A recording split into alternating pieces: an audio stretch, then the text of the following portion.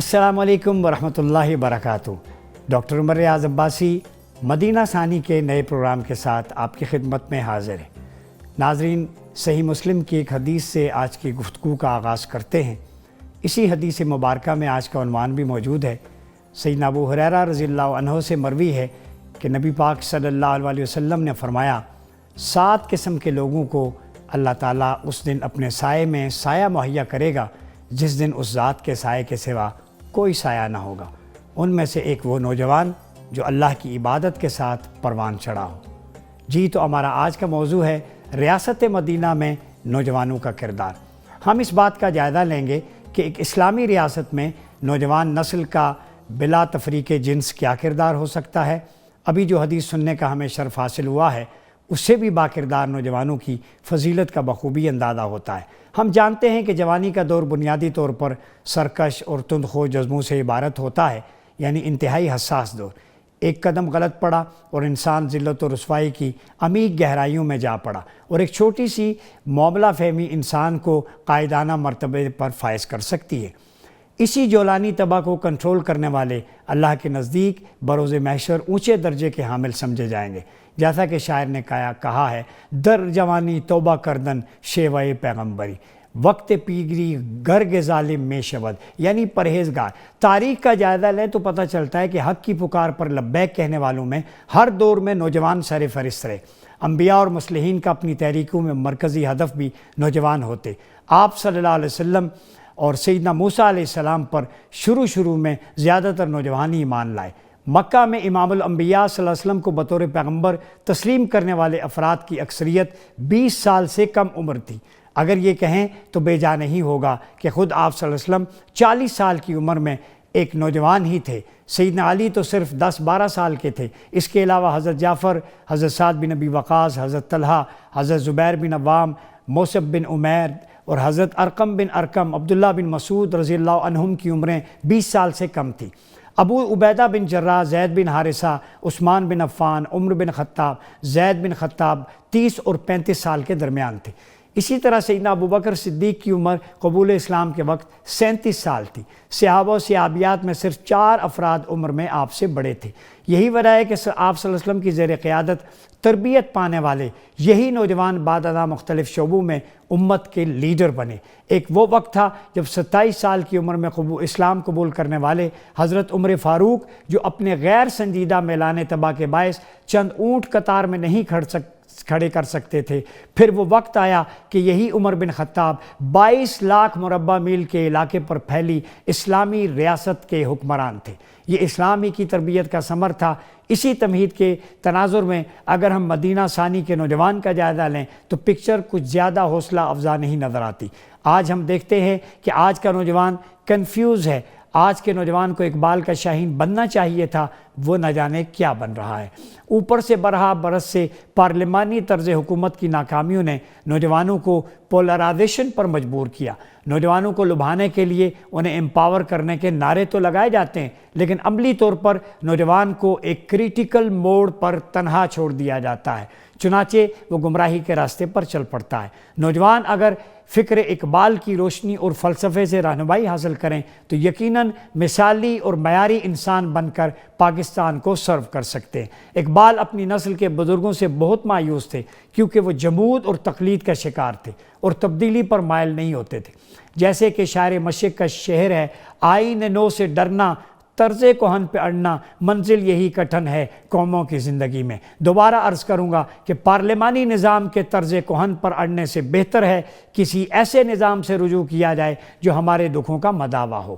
قائد اعظم نے بھی بھارت کی تقلید کرتے ہوئے وزیر اعظم بننے کی بجائے گورنر جنرل بننا پسند کیا۔ یہ واضح دلیل ہے کہ جناح صدارتی نظام کے حق میں تھے۔ اس کے بعد وزیر اعظم بننے والوں کی مسلسل ناکامی کے بعد جناب ایوب خان نے صدارتی نظام کی داغ بیل ڈالی تو پاکستان اپنے تاریخ کے کامیاب ترین موڑ پر جا پہنچا۔ نوجوانوں کو براہ راست اپنے حکمران منتخب کرنے کا حق دینا ہوگا۔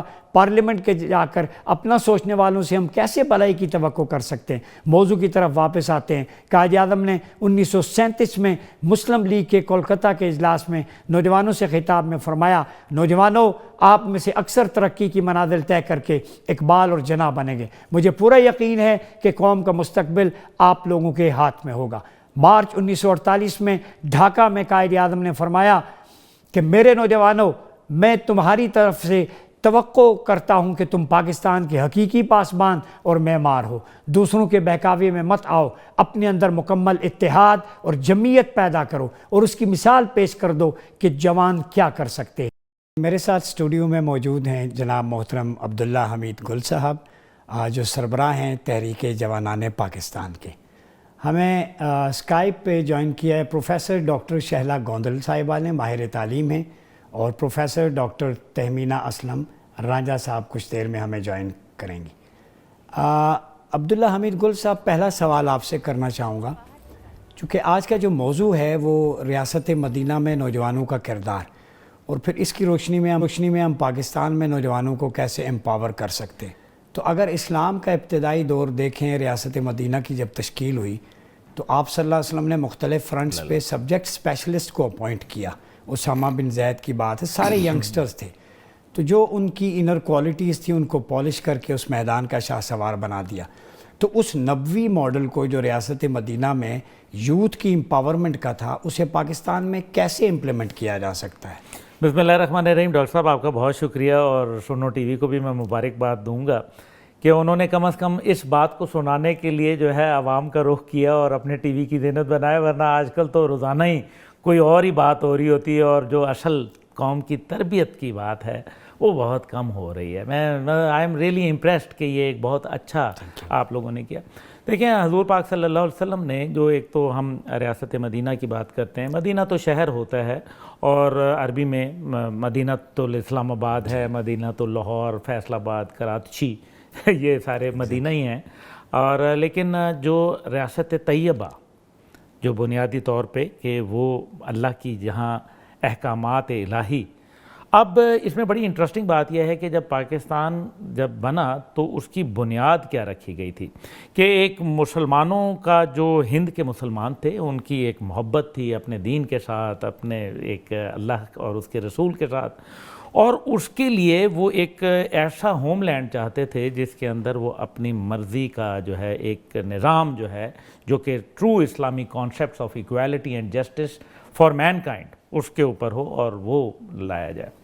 یہ پاکستان کی بنیاد تھی، اور پھر ہم نے دیکھا کہ ہم نے لا الہ الا اللہ کی بنیاد پر ایک خطہ زمین حاصل کیا، لیکن جو نظام اس میں لا کے پریکٹس کرنے والا تھا، جو محمد رسول اللہ کے نظام کے اندر تھا، وہ ہمیں ابھی تک ادھوری آزادی ہے یہ ہماری۔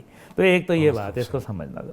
دوسری بات یہ ہے کہ 73 کا جب ہمارا آئین بنا تو ہم اس کے اندر دیکھیں کہ اس میں بڑا واضح کہا گیا کہ حاکم اعلیٰ جو ہے وہ اللہ ہے، بے شک، اور پاکستان کا حاکم اعلیٰ نہ کوئی صدر ہے نہ وزیر اعظم ہے، بلکہ اللہ سبحانہ و تعالیٰ ہے۔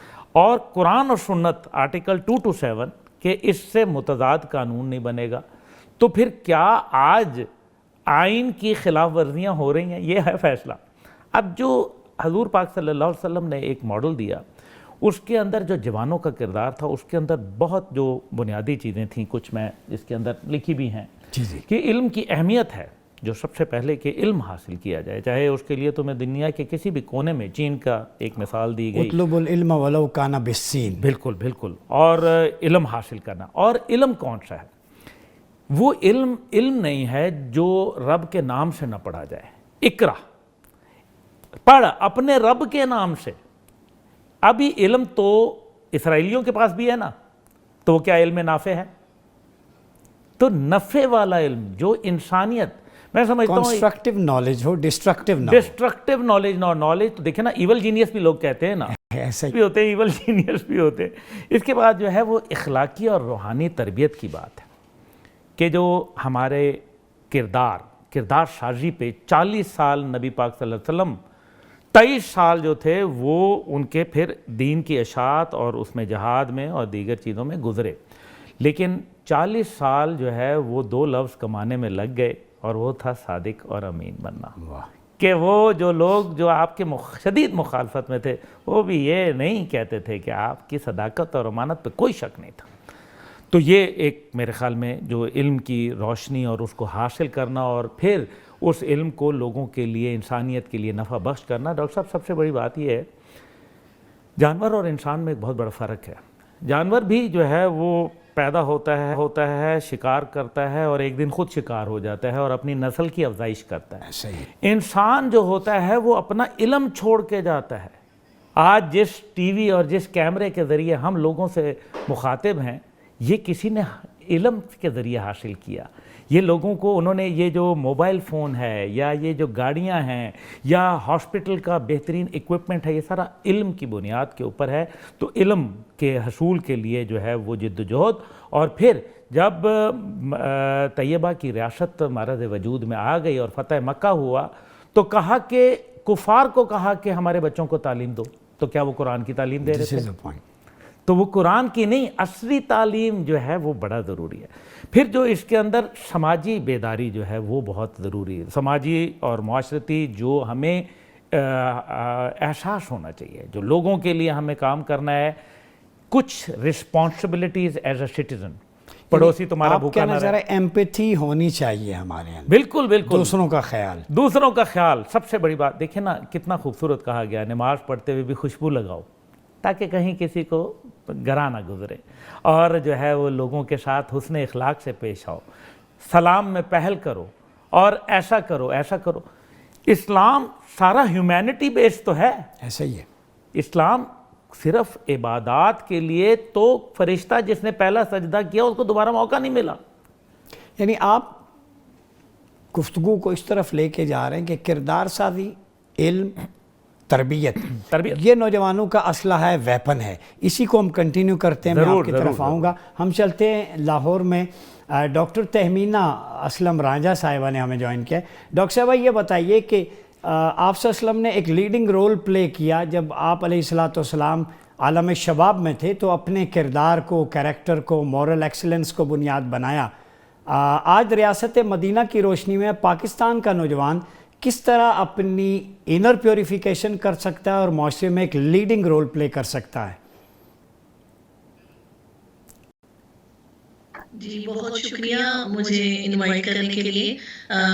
میں سب سے پہلے سٹارٹ کرنا چاہوں گی کہ اسلام کے سب سے بڑے رول ماڈل حضرت محمد صلی اللہ علیہ وسلم کے ٹائم پیریڈ سے ہم دیکھیں. ایک تو وہ خود نوجوان تھے جب ان پر سب سے پہلے وحی نازل کی گئی اور اس سے ہمیں یہ پتہ چلتا ہے کہ نوجوانوں پر ذمہ داری ڈالی جا سکتی ہے. اسلام کی ابتدائی تاریخ میں نوجوانوں کو بہت زیادہ اہمیت دی گئی تھی اور انہیں معاشرتی مذہبی اور سیاسی امور میں بھرپور حصہ دینے کی ترغیب بھی دی گئی تھی. آج کی اگر ہم نوجوان نسل کو دیکھیں تو نوجوانوں کو ذمہ داری اور اعتماد کے قابل بنانے کے لیے ہم یہ اسلامی جو تعلیمات ہیں ان سے رہنمائی حاصل کر سکتے ہیں. اس میں سب سے پہلے ہم یہ دیکھتے ہیں کہ اسلام میں تعلیم و تربیت پہ بہت فوکس کیا گیا تھا. اسلامی تعلیمات کے مطابق علم حاصل کرنا جیسے کہ ہر مسلمان مرد اور عورت پہ فرض تھا اور اسی طریقے سے اسلام کی ابتدائی تاریخ بھی جو ہے وہ نوجوانوں کو علمی اور فکری جو ہے ترقی اس کی اہمیت کے بارے میں بتاتی ہے. آج بھی اگر ہم دیکھیں ہماری نوجوان نسل کا سب سے بڑا ڈائلیما جو ہے وہ دین کی تعلیم کو چھوڑ چکے ہیں. آج ہم جو ہے زندگی گزارنے کے لیے ہمارے پاس دنیاوی تعلیم تو موجود ہے لیکن وہ جو ایک ٹریننگ ہوتی ہے نا تعلیم و تربیت یعنی کہ ایجوکیشن اینڈ ٹریننگ وہ اسلام کی جو ٹریننگ ہے وہ ہماری لائف میں مسنگ ہے جس کی وجہ سے ہماری یوتھ مس گائیڈڈ ہے ڈائریکشن لیس ہے. کوئی ڈپریشن میں ادھر دیکھ رہا ہے کوئی ادھر دیکھ رہا ہے. تو میرے خیال میں اسلام کی جب تک وہ تعلیم کے ساتھ تربیت شامل نہیں کی جائے گی اس وقت تک ہم ان مسائل کا شکار رہیں گے. اس کے علاوہ دوسری جو بات ہے اسلام کے شروع کے ٹائم پیریڈ میں اگر آپ دیکھیں اس ٹائم اخلاقی اور روحانی تربیت پہ بہت فوکس کیا گیا تھا. اسلام کے اس ٹائم پیریڈ میں نوجوان جو ہیں ان کے اخلاقیات ان کو صبر ذمہ داری یہ تمام جو ہیں وہ تعلیمات دی گئی. آج آپ دیکھیں ہمارا سب سے بڑا مسئلہ یہ ہے کہ چھوٹی چھوٹی بات پہ نوجوان جو ہے وہ انٹالرنس کا مظاہرہ کر رہے ہیں. ہم کوئی ایک دوسرے کی بات سننا نہیں گوارا کرتے. ہماری سوسائٹی میں یہ جو سارے جو ریڈیکلائز رادیکلائزیشن، وائلنٹ ایکسٹریمزم ہو رہا ہے سارا کچھ، یہ اسی وجہ سے ہو رہا ہے کہ ہم اخلاقیات پہ فوکس نہیں کر رہے. اور اس کے علاوہ جو ایک اور بات ہے میرے خیال میں، عملی شراکت داری جو ہے نوجوان نسل کو ہم وہ اس طرف نہیں لا رہے. آج اگر آپ 16 سال کا بچہ دیکھیں، اسے کہا جاتا ہے نہیں چھوٹا بچہ ہے، اس پر کیا ذمہ داری ڈالنی. ایک وقت وہ بھی تھا جب 16 سال کی عمر میں حضرت زید بن حارث نے ایز اے سپہ سالار آف دا ملٹری لیڈ کیا تھا. محمد بن قاسم کی کمانڈ میں ایک فورس بھیجی گئی تھی ہندوستان کی فتح کے لیے، جو کہ راجہ طاہر سے لڑی. تو اس ٹائم کے 16 سال کے نوجوان کی میچورٹی لیول دیکھیں اور آج کے میچورٹی لیول، اور یہ اس میں مین ڈفرینس یہ ہے کہ آج کی نوجوان نسل کو ہم جو ملکی معاملات ہیں ان میں شراکت داری جو ہے وہ اتنی زیادہ اس کی طرف نہیں آتے. اس کے علاوہ ایک جو ہے قیادت کی تربیت جو ہے، حضور پاک صلی اللہ علیہ وسلم نے اس ٹائم خود حضرت علی کی تربیت کی. حضرت جعفر بن ابو طالب جو نجاشی کے دربار میں گئے اور انہوں نے اسلام کا ایک بڑا عظیم مقدمہ لڑا کہ ہمیں پناہ چاہیے. کیا آج ہم ایک نوجوان پر یہ سارا بھروسہ کر رہے ہیں؟ نہیں. آج کی نوجوان نسل کو ہم لیڈرشپ جو ہے وہ نہیں دے رہے. انفارچونیٹلی ہمارے ہاں یہ ٹرینڈ بن چکا ہے، اقتدار پر، پاور پر جن لوگوں کا ہے کنٹرول، وہی اسے لے کر چل رہے ہیں. نوجوان نسل کو یہ ذمہ داری نہیں دی جا رہی، جس کی وجہ سے قیادت کا بھی فقدان ہے. اس کے علاوہ اعتماد کا ماحول جو ہے، میں سمجھتی ہوں کہ والدین آج کل اپنے بچوں پر آپ کا پوائنٹ آ گیا، میں دوبارہ آپ کی طرف آؤں گا. ہم گفتگو کے سلسلے کو اسی کو آگے بڑھاتے ہیں. ڈاکٹر شہلا گوندل نے ہمیں اسکائپ پہ جوائن کیا ہے. ڈاکٹر صاحبہ بہت شکریہ. چونکہ آپ ریلیونٹ ہیں جو کنٹمپریری یوتھ ہے، اور ماشاءاللہ آپ کی موٹیویشنل سپیکنگ جو سوشل میڈیا کے ذریعے بھی یوتھ بڑی آپ کے ساتھ کنیکٹ ہے. تو میں آپ کے سبجیکٹ سے ریلیونٹ ایک چیز پوچھوں گا کہ نوجوان کے کردار پہ اقبال نے بھی بات کی ہے، جو خودی کا سیلف ہوڈ کا کانسیپٹ ہے، اور یہی تربیت آپ صلی اللہ علیہ وسلم کے دور میں جو اسپریچول اور مورل ٹریننگ تھی، مورل ایکسلنس جو تھی، اسٹینڈرڈ بڑھائے گئے. تو آپ اقبال کے تصور خودی کی روشنی میں نوجوان کی خود پسندی یا خود جو ہے وہ شناسی، ان دونوں کو کیسے ڈفرینشیٹ کریں گی؟ جی السلام علیکم ڈاکٹر صاحب، بہت شکریہ. آپ نے کچھ زیادہ تعریفیں کر دی ہے، میں اس قابل نہیں ہوں. لیکن یہ بات تو سچ ہے، اقبال کا جو ایک مصرع ہے، اپنے من میں ڈوب کے پا جا سراغ زندگی، اس نے مجھے بہت موٹیویٹ کیا سنس مائی چائلڈہڈ. اور مجھے بالکل یہ لگتا ہے کہ جو خود شناسی ہے یہ پہلی کی ہے کسی بھی انسان کے لیے کچھ بھی بننے کے لیے. اور اس میں عمر کی انفارچونیٹلی جو ہم لوگ عمریں بتاتے ہیں نا، کہ ایون میں ویسٹ میں رہتی ہوں کہ 18 سال میں ایک میچور ہوگا یا اتنے سال میں، میرا تو یہ خیال ہے کہ ماں کے پیٹ سے یہ پروسیس شروع ہو جاتا ہے. میں ڈاکٹر نہیں ہوں، مطلب میں بایولوجی کی ڈاکٹر ہرگز نہیں ہوں، پی ایچ ڈی والی انجینئر ہوں. لیکن مجھے یہ لگتا ہے کہ ماں جو سوچتی ہے، ماں جو کرتی ہے، ماں کے جو ایموشنز ہیں وہ سب سے پہلے بچے کو افیکٹ کرتے ہیں. اس کے بعد پھر ماں جب اس کو سکھاتی ہے، پھر وہ بچہ اپنے معاشرے میں کیا سیکھتا ہے. تو وہ گود سے لے کے گور تک جو بات صرف کتابوں میں پڑھنے کے لیے نہیں ہے بلکہ عمل کرنے کے لیے ہے. اور بہت خوبصورتی سے آپ نے آغاز کیا کہ مسلمان ہونے کی حیثیت سے آپ یقین جانیے کہ سب سے پہلا فرض جو مجھے لگتا ہے نا کہ میرا ہے صرف مسلمان ہونے کی حیثیت سے، وہ وہی ہے کہ علم حاصل کرنا ہر مرد اور عورت پہ فرض ہے. اور میری پہلی دعا ربی زدنی علما تھی اور آخری بھی یہی ہوگی، میں اکثر یہ باتیں کرتی رہتی ہوں. تو یہ جو علم کا حصول ہے یہ بہت ضروری ہے.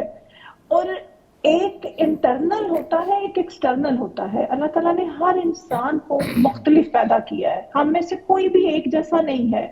اور ہم اس وقت اسلام کے پوائنٹ آف ویو سے بات کر رہے ہیں کیونکہ ہم ایک مسلمان گھر میں پیدا ہوئے ہیں اس لیے. لیکن بہت سارے لوگ ہیں جو ظاہر ہے مسلمان نہیں ہیں تو وہ بھی علم حاصل کرتے ہیں.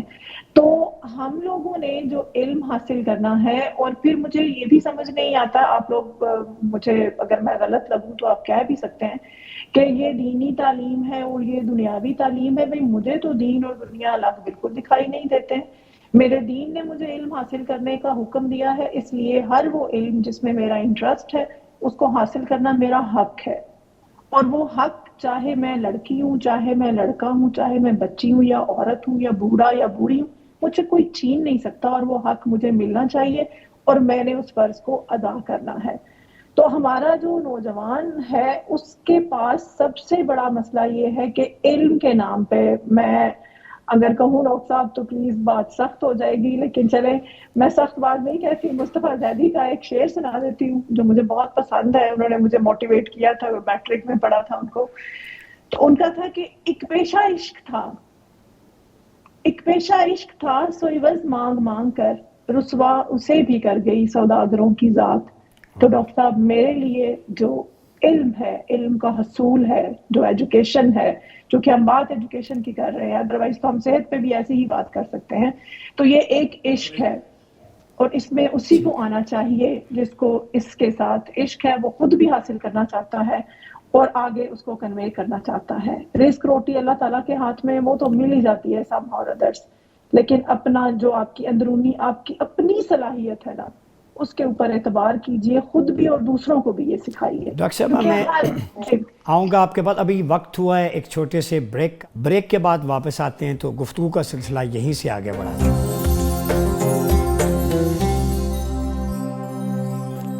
ویلکم بیک ناظرین، ہم ریاست مدینہ میں نوجوانوں کا کردار اور پھر اس کردار کی جھلک مدینہ ثانی یعنی پاکستان میں ہم کیسے اس کو امپلیمنٹ کر سکتے ہیں، اس پہ بات کر رہے ہیں۔ ہمارے پارٹیسپنٹس بڑا خوبصورت پینل ہے، انہوں نے نوجوانوں کی امپاورمنٹ کے حوالے سے جو مورل ایجوکیشن ہے، سیکولر ایجوکیشن ہے، اس پہ بھی بات کی، کریکٹر بلڈنگ پہ بات کی، اور نوجوانوں کو ایک لیڈنگ رول دینا چاہیے اس ملک کے اندر۔ لیکن ہم نے دیکھا کہ ابھی پچھلے دنوں سنو ٹی وی میں حبیب اکرم صاحب جو سینئر اینکر ہیں، ان کے سروے میں یہ بات سامنے آئی، جب نوجوانوں سے سوال پوچھا گیا پارلیمانی نظام کے حوالے سے، تو پاکستان کے 78% نوجوانوں نے پارلیمانی نظام پر عدم اعتماد کا اظہار کیا۔ اور اسی طرح پچھلے دنوں سنو ٹی وی کے گرینڈ ڈیبیٹ کے اندر نوجوانوں کی ایک کثیر تعداد نے اس کا نظام کا متبادل ریپلیسمنٹ کے طور پر اسلامی نظام ریاست مدینہ کے ماڈل کو امپلیمنٹ کرنے کی بات کی۔ تو عبداللہ گل صاحب یہ بتائیے گا، نوجوانوں میں یہ بڑا پازیٹیو چینج ہے، وہ سمجھتے ہیں پاکستان کے ڈائنامکس کو، اپنی آئیڈیالوجی کو، تو یہ جو چینج آپ دیکھ رہے ہیں پازیٹیو ہے نوجوانوں میں، وہ اسلامی نظام کا پاکستان کے مسائل کا حل سمجھتے ہیں، اور ان کا عدم اعتماد ہے اس پارلیمنٹری سسٹم پہ۔ وہ کہتے ہیں وزراء کی فوج ظفر موج ہے، ڈیلیور نہیں کر پا رہے، اور آرٹیکل 38 عملاً سسپینڈڈ ہے۔ اس حوالے سے آپ کیا کہتے ہیں نوجوانوں کی اپروچ پہ؟ دیکھیں یہ بڑا زبردست میرے خیال میں ایک ڈیبیٹ ہے، اور میں دیکھ رہا تھا وہ گرینڈ ڈیبیٹ کو بھی میں نے دیکھا، اور یقیناً آج کا نہیں ہے یہ، حبیب اکرم صاحب نے تو ابھی کیا، اس سے پہلے امریکن سرویز آئے، CNN نے کیا، انہوں نے تقریباً 88% لوگ جو ہے اس سسٹم سے جو ہے وہ کہتے تھے کہ یہاں اسلامی سسٹم آئے۔ ہم ایک وعدے کے تحت آئے تھے نا پاکستان، کیوں؟ اگر ایسٹ انڈیا کمپنی کیا چلا رہی تھی؟ مغربی طرز جمہوریت ہی چلا رہی تھی نا، تو پھر قائد اعظم تو بہت سمجھدار آدمی تھے، پھر ان کو ایک نئے پاکستان کی جو ہے وہ کیا انہوں نے کہا تھا، رومال برابر پاکستان دے دو لیکن اس کے اندر ہم اسلامی نظام کو پریکٹس کریں گے۔ اور جب لارڈ ماؤنٹ بیٹن نے کہا کہ آپ اکبر کا رول ماڈل اپنائیں، تو قائد اعظم نے غصے سے روسٹرم پہ کھڑے ہو کے کہا کہ جناب ہمارا رول ماڈل جو ہے وہ ریاست مدینہ ہے، نہ کہ جو ہے وہ اکبر کا جو ہے نظام۔ تو یہ اب ہم ایک وعدے کے تحت آئے ہیں پاکستان کا، ہم نے کہا تھا کہ ہم اللہ سے وعدہ کر کے کہ ہم اس میں وہ نظام لے کے آئیں گے۔ قائد اعظم کے بڑے واضح الفاظ تھے کہ ہم اپنی ہی جو ہے وہ آگ میں خود جل جائیں گے، لیکن کم از کم ہم اپنی روح کو اپنا خود کہہ سکیں گے۔ گفتگو کا سلسلہ آگے بڑھاتے ہیں۔ ڈاکٹر تہمینہ یہ بتائیے گا کہ چونکہ آپ اکیڈمیا سے ہیں تو اس سے ریلیونٹ سوال ہے کہ پاکستان میں ریڈیکلائزیشن، ایکسٹریمزم اور فینیٹسزم کے یہ ٹرینڈز جو ہیں ایمرج کرتے جا رہے ہیں۔ میرا سوال آپ سے ہے، یونیورسٹیز میں، کالجز میں ایک بڑی تعداد ہے اسٹوڈنٹس کی، ریسرچرز کی، کیا وہ ٹاکسک کلچر ہے، برڈن ہے، وہ ڈرگ یوز کرنے کی وجہ سے ہے، یا اور ایلیمنٹس ہیں کہ پاکستان کا نوجوان جو کہ 6 کروڑ ہیں اس وقت، ان میں سے نوجوان بڑی تیزی کے ساتھ جو ہے وہ نیگیٹو ایکٹیویٹیز کی طرف مائل ہو رہے ہیں. ان امپلائمنٹ اپارچونیٹیز ہیں، ان کو جاب ان کے سٹینڈرڈ کے مطابق نہیں ملتی. کون سے فیکٹرز ہیں کہ یہ جو ایسٹ ہے پاکستان کا، اس کو ہم پاکستان کی ترقی اور خوشحالی کا ذریعہ بنا سکیں؟ اس پہ بتائیے گا ذرا. جی، میں کیونکہ پچھلے 9 سال سے مختلف یونیورسٹیز کے ساتھ منسلک ہوں، تو اس دوران میں اور خاص طور پر جب میں ڈی ریڈیکلائزیشن اور وائلنٹ ایکسٹریمزم کی ٹریننگ بھی پرووائڈ کرتی ہوں انہی اسٹوڈنٹ کو، تو میں مختلف فیکٹرز کو اسٹڈی کرنا چاہتی تھی کہ کون سی وجہ ہے کہ ایف ایس سی سے ایک بچہ معصوم سا ہوتا ہے، وہ یونیورسٹی لیول تک آ کر پھر ڈپریشن کا شکار ہو جاتا ہے یا نیگیٹو ایکٹیویٹیز میں انوالو ہو جاتا ہے. اس میں سب سے پہلے تو یہ ہوتا ہے کہ ایک کلچرل چینج ہوتا ہے. Student all over the Pakistan چھوٹے گاؤں سے بلونگ کرتے ہیں، جب وہ لاہور شہر میں یا اسلام آباد کراچی میں آتے ہیں تو وہ کلچر کو اڈاپٹ نہیں کر پاتے اور وہ وہاں پر تھوڑا سا انہیں کمپلیکس آ جاتا ہے. اس کمپلیکس کو میٹ کرنے کے لیے پھر وہ کچھ ایکٹیویٹیز کا سہارا لیتے ہیں، اور پھر جو یہاں پر آپ دیکھتے ہیں اسپیشلی یونیورسٹیز میں ڈرگ سے لے کر اور بھی بہت نیگیٹیوٹی ہے. اور پھر اس کے بعد جو سب سے بڑھ کر نوجوان جو ہیں انہیں سب سے بڑا جو ڈپریشن ہے وہ اکنامک چیلنجز ہیں ان کے سامنے. انہیں یہ لگتا ہے کہ ہماری ڈگری جو ہے it is of wastage of time. بہت سے لوگ بھی آتے ہیں، اسٹوڈنٹ بھی آ کر بتاتے ہیں انٹرپرینیورشپ کی طرف جانا چاہیے، اس ڈگری سے مجھے کچھ نہیں ملا. تو بہت سے لوگ یہ کویسچن کرتے ہیں کہ ہم یہ جو ڈگری حاصل کر رہے ہیں پاکستان میں اس کا کیا فیوچر ہے. جی، میں آگے بڑھتا ہوں اسی کانٹیکس میں ڈاکٹر شہلا کی طرف. ڈاکٹر شہلا، چونکہ آپ کا انجینئرنگ سبجیکٹ ہے، نوجوانوں کے ساتھ آپ کا انٹریکشن بھی ہوتا ہے، یہ بتائیں اسکلفل ایجوکیشن یا اسکل ڈیولپمنٹ، جیسے ڈاکٹر تہمینہ نے کہا جو انٹرپرینیورشپ کی طرف نوجوانوں کا بڑا رجحان ہے، تو آپ یہ بتائیے کہ سوشل سائنٹسٹ بھی پاکستان میں پیدا ہو رہے ہیں، انہیں وہ پلیٹ فارم نہیں ملتا کہ وہ ایکسپلور کر سکیں اپنی ان اپارچونیٹیز کو. جیسے ڈاکٹر تہمینہ بتا رہی تھی، کریکولم کو بھی ری ڈیزائن کرنے کی ضرورت ہے. تو پاکستانی نوجوان کے لیے ایک بیلنس کریکولم کیسا ہونا چاہیے کہ ایک طرف وہ اپنے سوشو اکونومک سٹینڈرڈ بھی میٹ کر سکے اور دوسری طرف امپلائمنٹ اپارچونیٹیز کو بھی اویل کر سکے؟ ڈاکٹر صاحب بہت شکریہ، بہت ہی ویلڈ کوسچن ہے آپ کا. اور میں وہیں سے شروع کروں کہ جہاں پہ میرا سلسلہ کلام ٹوٹا تھا، کہ جب آپ نے اپنی سیلف ریئلائزیشن کر لینی ہے نا ایک بچے کو، جب آپ اس کو ایک انڈیپینڈنٹ تھنکنگ، کریٹیکل تھنکنگ دیں گے، اس کے اوپر رٹا امپوز نہیں کریں گے، اس کے اوپر پیسہ کمانے کے لیے کچھ بھی کرنے والی وہ باتیں آپ نہیں امپوز کریں گے، اس کو سوچنے تو دیں، سنبھلنے کا موقع دیں کہ وہ چاہتا یا چاہتی کیا ہے. آپ یقین جانیے کہ میٹرک تک ایک جیسی نارمل سی تعلیم، جیسے اسکینڈینیویا کا ماڈل ہے کہ عام نارمل کہ سب خواندہ ہوں، ہر کسی کو اپنی زندگی کے ایک اچھا شہری بننے کے لیے جو نیسیسری اخلاقیات ہیں کہ آپ نے سچ بولنا ہے، آپ نے دوسرے کا حق نہیں مارنا، آپ نے ایک دوسرے کا خیال رکھنا ہے، آپ کمپیشنیٹ ہیں، اور کمپیشنیٹ ہونے کے ساتھ ساتھ آپ کے اندر سمپتھی اور اس سے بڑھ کے ایمپتھی ہے آپ کے اندر، آپ دوسرے کا دکھ درد سمجھنے کے قابل ہیں. جب یہ چیزیں ہم سوچیں گے نا، آپ کو یہ میری چیزیں عجیب بھی لگ سکتی ہیں کہ میں ایک ایسے ملک میں رہتی ہوں جہاں پر یہ لوگوں نے اچیو کر لیا ہے، تو میٹرک تک آپ بچے کو جب یہ موقع دیں گے تو اس کو خود کو پتا ہوگا کہ وہ کیا چاہتا ہے، اور پھر گائیڈ لائن اویلیبل ہو سکتی ہے. Counselling is very important. آپ کا پوائنٹ آگے اسی کو کیری کریں گے. بڑی خوبصورت ڈسکشن چل رہی ہے کہ جدید و قدیم کا حسین امتزاج قائم کر کے نوجوان کو ایک طرف کردار سازی کی طرف، ایک طرف جو عصری علوم ہیں اس پہ فوکس کیا جائے، اور دوسری طرف جو سائنس اینڈ ٹیکنالوجی ہے اس سے بھی وہ لیس ہو تاکہ دور جدید کے تقاضوں سے بھی ہم آہنگ ہو. تو بریک کے بعد آتے ہیں تو ڈسکشن یہیں سے جاری کرتے ہیں.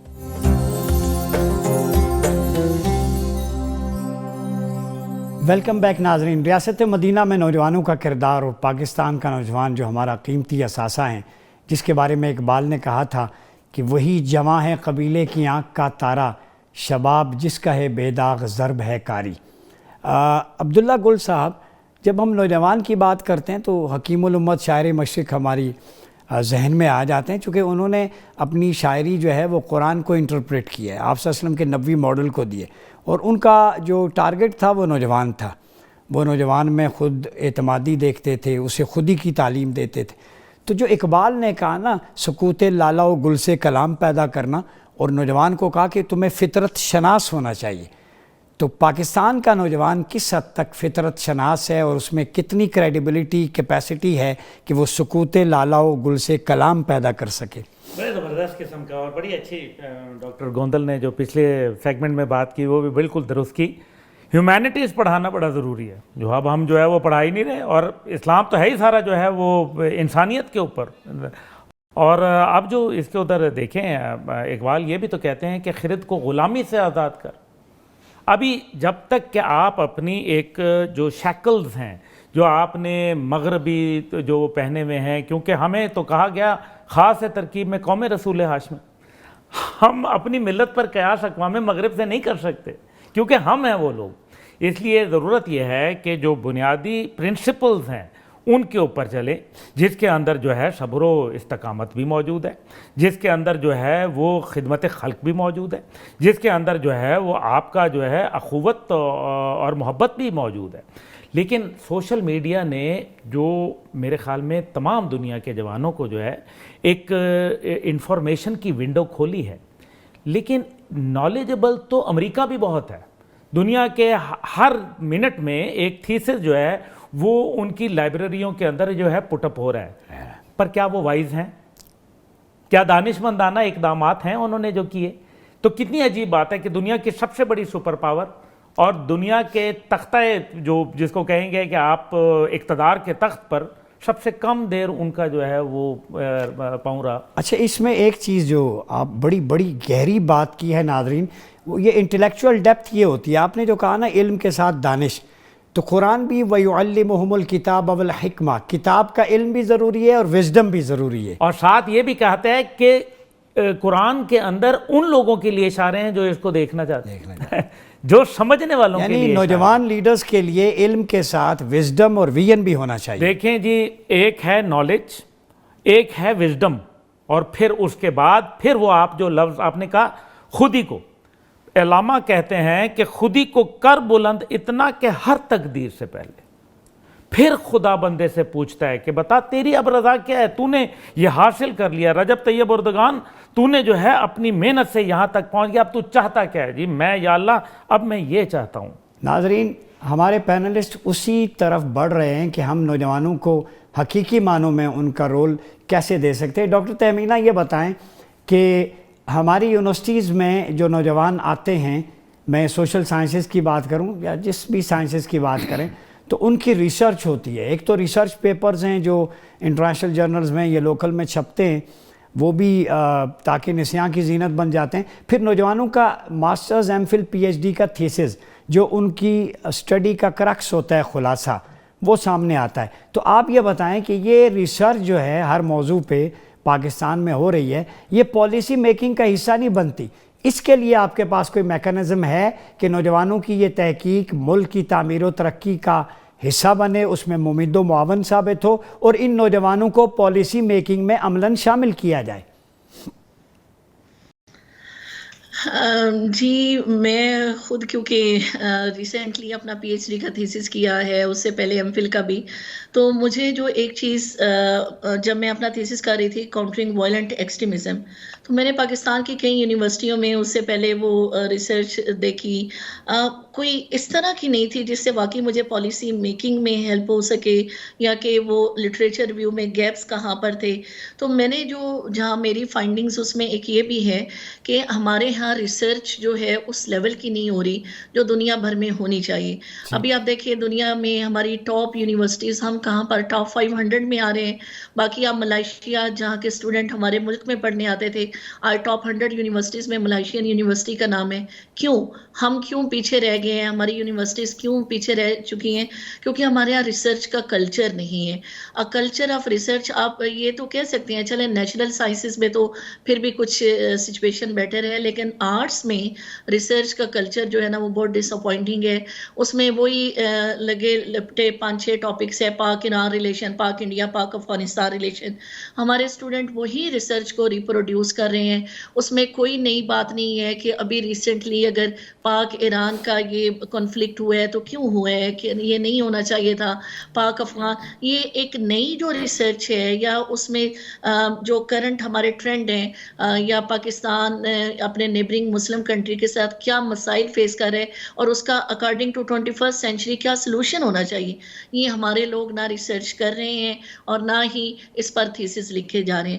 جب آپ اس طریقے سے تھیسس نہیں لکھیں گے اور وہ الٹیمیٹلی سجیشن آپ پالیسی میکرز کو نہیں پہنچا پائیں گے. جی ڈاکٹر شعلہ، آپ یہ بتائیے گا کہ ہم کنکلوژن کی طرف بڑھ رہے ہیں کہ آپ کیا سجیسٹ کریں گی، کیا ریکمنڈیشنز ہیں آپ کی کہ پاکستان کے 6 کروڑ نوجوانوں کو مثبت انداز میں ملکی ترقی میں شامل کیا جائے تاکہ ان کا ڈپریشن، انزائٹی اور دیگر جتنے بھی ان کے پرابلمز ہیں وہ بھی دور ہوں اور وہ پاکستان کی تعمیر و ترقی میں اپنا ایک پازیٹیو رول پلے کر سکیں؟